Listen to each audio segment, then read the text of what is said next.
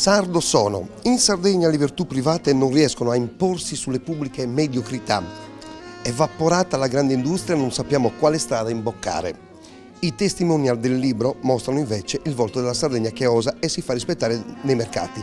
Stiamo parlando di un libro che è intitolato Sardo sono, è scritto da un signore che come sociologo e giornalista qualche cosina l'ha scritta e qualcosina si intende. Giacomo Mameli, che per me è sempre un onore averlo al fianco, è un po' uno scoop questo, perché mi sa che sono il primo. Sei il primo a parlarne in pubblico, sì, è uscito appena ieri il libro, quindi complimenti. Ti ho beccato al volo. La scelta di scrivere questo libro? Ma intanto è una raccolta di articoli che sono comparsi sulla Nuova Sardegna, in parte, e poi ci sono soprattutto le voci di alcuni dei protagonisti che si sono davvero imposti in campo internazionale. Ne cito uno per tutti: Giovanni Razzo, ex terzino del Sorso e oggi il capo degli economisti a Downing Street, era stato assunto da Tony Blair, confermato da Gordon Brown, confermato adesso da David Cameron, ed è uno che è stato preso dal governo inglese perché ha presentato un curriculum e mandando una normale lettera. L'indomani mattina lo ha chiamato al telefono la segretaria di Tony Blair, gli ha detto: dottor Razzo, può venire da noi? È andato ed è uscito col contratto firmato. La domanda è: se avesse mandato questo curriculum al comune di Nuoro, alla regione Sarda, alla regione delle Marche o dove volete, sarebbe successo lo stesso? No, perché?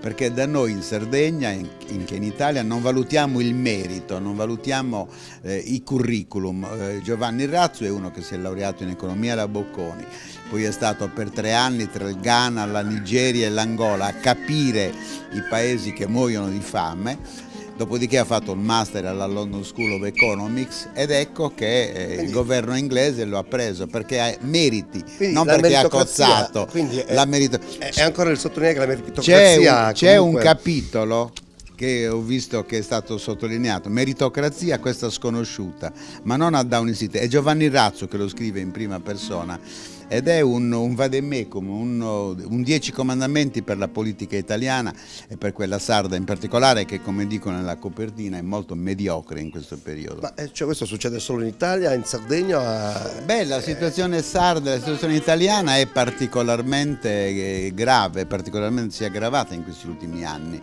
perché ci siamo dimenticati della gente che muore di fame, che è senza lavoro, e ci siamo occupati dei bunga bunga, ci siamo occupati delle cosce lunghe, ci siamo occupate delle feste dei premier, anziché occuparci dei problemi del lavoro. Stiamo pagando anni di svagatezza totale e in Sardegna idem. In Sardegna nel sottotitolo c'è scritto Quo vadis Sardegna, non sappiamo da che parte andare. È svanita la grande industria che comunque per 30 anni ci ha garantito un po' di reddito, un po' di busta e paga. È svanita la grande industria, che cosa dobbiamo fare? Vivere d'aria, di aria fritta? Se la grande industria termina, o comunque è terminata, perché ormai con tutte le problematiche ma è terminata da noi, non è terminata in altri posti, perché senza industria, è bene ripeterlo finché la gente lo capisca, non si può vivere. Certo. Bisogna vedere quale industria fare, in quali direzioni indirizzare le produzioni, fare ricerca scientifica, perché per fare i prodotti nuovi non è che io continuo a fare il pecorino romano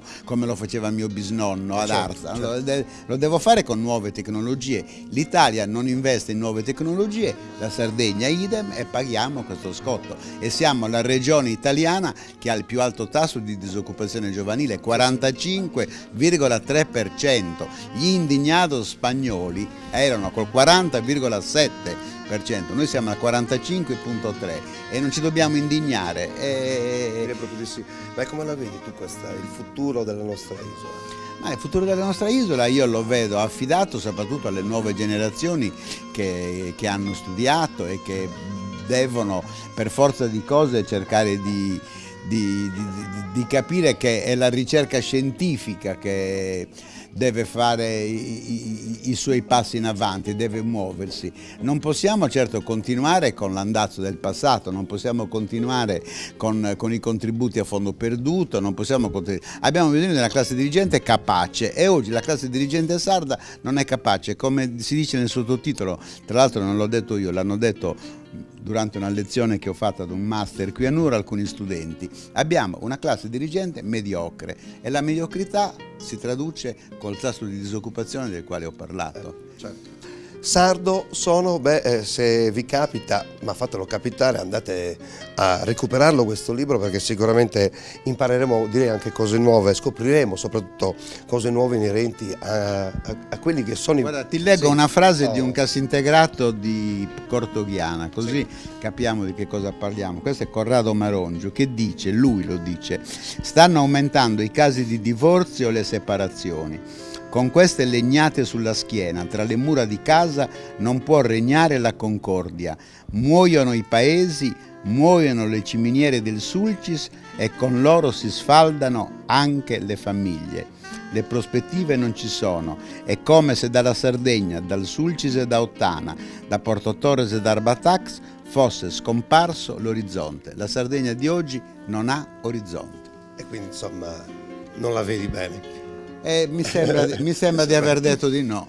Però speriamo che qualcosa possa cambiare. Cioè, io sono i casi che io qui racconto, sardo sono sardi di orgoglio, sono casi positivi. Certo. Dobbiamo imitare le eccezioni e farle diventare regole. E allora, sardo sono, Giacomo Mameli, noi con questa esclusiva vi diamo appuntamento alla prossima puntata di Die Pro Die. Grazie Giacomo, arrivederci. Grazie a voi, grazie, arrivederci.